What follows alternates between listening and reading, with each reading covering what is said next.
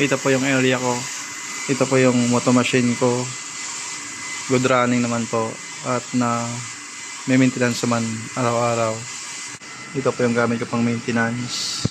Andito po nakakalagay yung mga jigs ko sa 4 flatbed. Andito naman po nakalagay yung mga ink ko. At may kulang pa ako isang kulay, yung varnish na request naman po. Ito naman po yung pending SOR ko. May printing ako na isa at may approval ako na dalawa. Ito naman po yung area ko. Dito pa ako nagla-layout. Ito naman po yung memory ng computer ko.